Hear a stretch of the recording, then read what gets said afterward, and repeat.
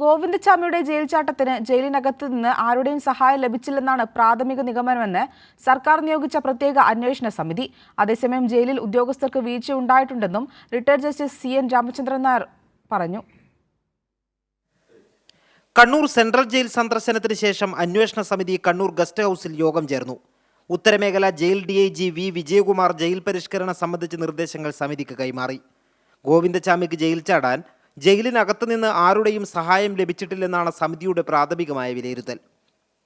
അതേസമയം ജയിൽ ഉദ്യോഗസ്ഥർക്ക് വീഴ്ച ഉണ്ടായിട്ടുണ്ടെന്നും സമിതി അംഗം retired justice CN Ramachandran Nair പറഞ്ഞു. തീർച്ചയായിട്ടും ഇതുപോലെ ഒരു ദിവസങ്ങളെടുത്ത് ഒരു ജയിലിലെ ഖനം കൂടിയ ഇരുമ്പഴി അറക്കണമെങ്കിൽ അതിനുള്ള ഒരു വീഴ്ച തീർച്ചയായിട്ടും സംഭവിച്ചിട്ടുണ്ട്. അങ്ങനെ ഒരു ടൂള് അയാൾക്ക് കിട്ടാനും ആ ടൂൾ അയാൾ ഉപയോഗിക്കാനും അതുപയോഗിച്ച് ബ്രേക്ക് ചെയ്യാനും സെല്ല് ബ്രേക്ക് ചെയ്യാനും സാധിച്ചത് ഒരിക്കലും ഒരു സാഹചര്യം ഉണ്ടാകരുത് അഞ്ഞൂർ ജയിലിൽ.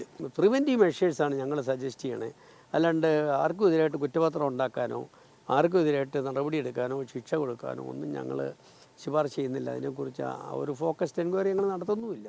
ജയിലിലെ പൊതുവായ സാഹചര്യങ്ങളാണ് പരിശോധിക്കുന്നതെന്നും വീഴ്ച സംഭവിച്ചത് ആർക്കാണ് എന്ന് കണ്ടെത്തേണ്ടത് പോലീസ് അന്വേഷണത്തിലാണെന്നും സമിതി അംഗം മുൻ DGP ജേക്കബ് പുന്നൂസ് പറഞ്ഞു. കേരളത്തിലെ എല്ലാ ജയിലുകളിലെയും സാഹചര്യങ്ങൾ പരിശോധിച്ച് പരിഷ്കരണ നിർദ്ദേശങ്ങൾ ഉൾപ്പെടുത്തി 6 മാസത്തിനകം അന്വേഷണ സമിതി സംസ്ഥാന സർക്കാരിന് റിപ്പോർട്ട് സമർപ്പിക്കും. കൈരളി ന്യൂസ്, കണ്ണൂർ.